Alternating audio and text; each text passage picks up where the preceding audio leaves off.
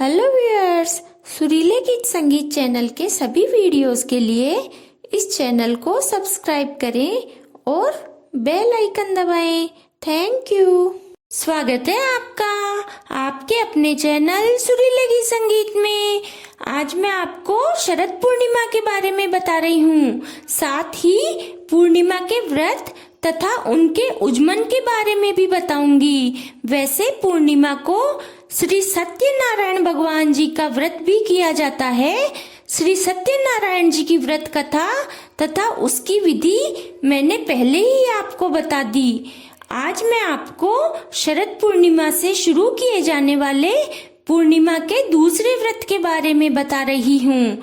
आसोज महीने की शुक्ल पक्ष की पूर्णिमा को शरद पूर्णिमा कहते हैं। इसे रास पूर्णिमा भी कहा जाता है। इस दिन चंद्रमा पृथ्वी के अत्यंत समीप होता है। कार्तिक महीने के व्रत भी शरद पूर्णिमा से शुरू किए जाते हैं। इस दिन चंद्रमा 16 कलाओं से युक्त होकर अमृत वर्षा करते हैं और उन किरणों से आरोग्य की प्राप्ति होती है। इसीलिए इस दिन शाम को खीर बनाकर चंद्रमा के खीर का भोग लगाया जाता है। इस दिन प्रातःकाल भगवान को सफेद पोशाक पहनाकर सुंदर आभूषणों से सजाया जाता है और रोली, चावल, धूप, दीपक, प्रसाद आदि से पूजा की जाती है व प्रसाद चढ़ाया जाता है। फिर शाम को खीर पूरी का प्रसाद चढ़ाकर खीर को छत पर चंद्रमा की रोशनी में रख दें और रात को भगवान के भजन करें। वे 12 बजे भगवान की आरती करें। फिर खीर का प्रसाद ग्रहण करें या खीर को रात भर चंद्रमा की अमृत किरणों में रहने दें। वे सुबह सब प्रसाद ग्रहण करें। ऐसी मान्यता भी है कि रात को चंद्रमा की रोशनी में सुई में धागा पिरोने से नेत्र ज्योति भी बढ़ती है। ये तो हुई शरद पूर्णिमा के बारे में थोड़ी जानकारी। अब मैं आपको शरद पूर्णिमा से शुरू किए जाने वाले पूर्णिमा के व्रतों के बारे में बता रही हूँ। विवाह के बाद पूर्णिमा के व्रत शरद पूर्णिमा से शुरू करें। सबसे पहले करवा पूर्णिमा, फिर चूनड़ पूर्णिमा व उसके बाद चूड़ा पूर्णिमा का व्रत करें। और यदि आपके रिवाज है तो 5 दान 25 पूर्णिमा के व्रत करें। अब मैं आपको इनको करने की विधि बताती हूँ। यदि आपके कहानी सुबह सुनते हो तो सुबह सुने, नहीं तो शाम के समय पूरब या उत्तर में मुख करके बैठें और पूजा के सामान में एक जल से भरा लोटा, गेहूं, रोली, मोली, चावल और प्रसाद के लिए बताशे लें। फिर एक पाटा लेंगे, उस पर बीच में सतिया बनाकर गणेश जी रखेंगे और पाटे के चारों कोनों पर रोली की टीकी लगा देंगे और एक लोटे में जल भरकर रखेंगे। वे एक कटोरी या गिलास में गेहूं भरकर रख लेंगे और साथ ही बायना निकालने के लिए एक करवे में गेहूं, करवे के ढक्कन में चीनी व रुपये रखकर पाटे पर रख लें।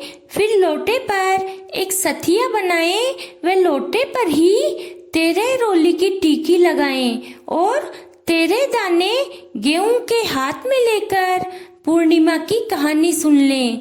साथ में एक कहानी गणेश जी की भी सुने और 13 गेहूं के दानों को किसी कागज की पुड़िया में बांधकर संभाल कर रख लें। जब रात को चांद उग जाए तो रोली चावल चांद को अर्पित करें, बताशे, खीर आदि से जिमाएं। उसके बाद जिन 13 दानों से कहानी सुनी थी उनको हाथ में ले लें।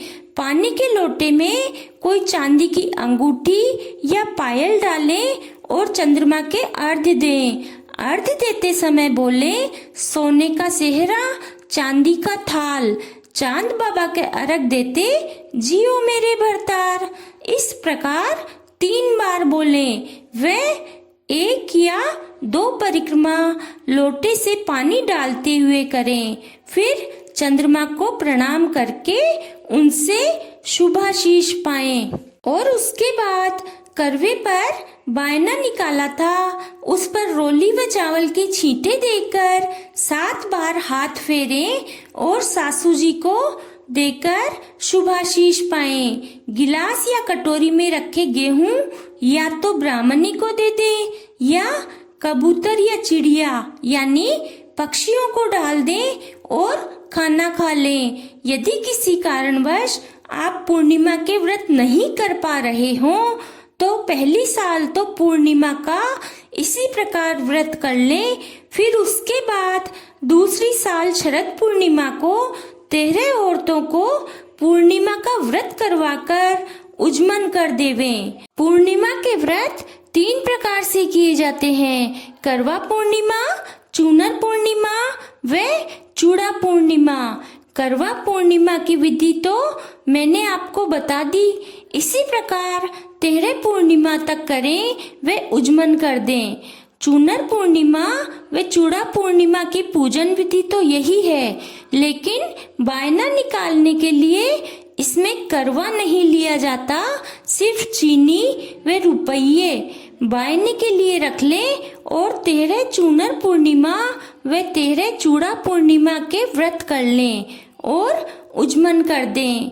अब मैं आपको 5 दान 25 पूर्णिमा के बारे में बता रही हूँ।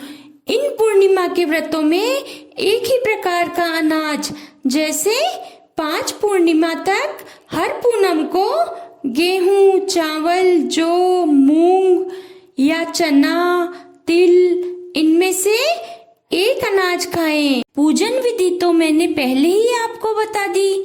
बायने में जिस अनाज की पूनम कर रहे हो, जैसे 5 पूनम को गेहूं धान खा रहे हो तो गेहूं व रुपये रखकर बायना निकाल दें। फिर 5वीं पूनम को जो धान खाया है वही अपनी श्रद्धा अनुसार 5 किलो या 5 पाव धान दक्षिणा सहित ब्राह्मण को दे देवें।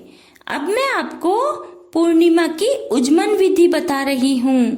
करवा पूर्णिमा के उज्मन में करवे में या तो एक लोटा या गिलास में मेवा भरकर रुपये रखें।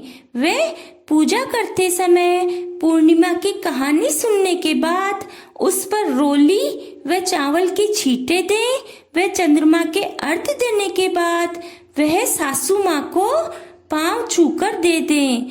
यदि आप चूनर पूर्णिमा कर रहे हो तो उज्मन के दिन पूजा के स्थान पर 14 चुनरी की साड़ियाँ, पेटीकोट, ब्लाउज, चूड़ा, बिंदी व दक्षिणा रख लें। फिर पूर्णिमा की कहानी सुनने के बाद सब पर रोली व चावल के छींटे देकर 7 बार हाथ फेर लेवें। फिर चंद्रमा के अर्घ्य देने के बाद एक चुनरी, चीनी व रुपये रखकर सासू माँ को खाना खिलाकर सासू माँ को बायने के दें तथा 13 सुहागिन स्त्रियों को खाना खिलाकर पांव छूकर 13 चुनरी की साड़ियाँ दें तथा शुभाशीष पाएं। उसके बाद आप भी खाना खा लें।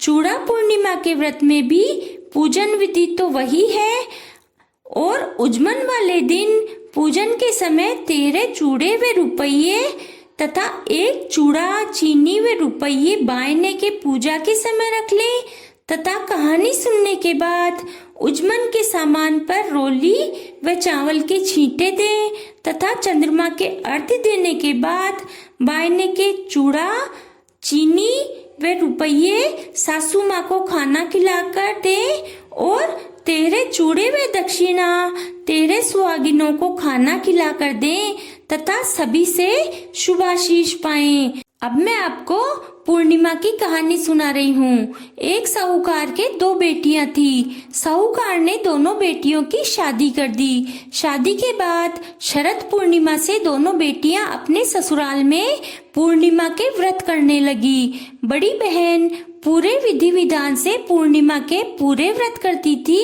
और छोटी बहन थोड़ी लापरवाह थी। वह पूर्णिमा के अधूरे व्रत करती थी। अधूरे व्रत करने से छोटी बहन के बच्चा होते ही वह मर जाता था। इससे वह बहुत परेशान रहने लगी। एक दिन उसने पंडितों को बुलाकर पूछा कि मेरे बच्चा होते ही मर जाता है, इसका क्या कारण है। तब पंडितों ने बताया कि तुम पूर्णिमा के अधूरे व्रत करती हो, जिससे तुम्हारे बच्चा होता है और मर जाता है। तुम पूर्णिमा के पूरे व्रत करोगी तो तुम्हारे बच्चे जिंदा रहेंगे। फिर छोटी बहन ने पूर्णिमा के पूरे व्रत करना शुरू किया। थोड़े समय के बाद उसके एक लड़का हुआ, परंतु वह भी मर गया। इससे वह बहुत दुखी हो गई।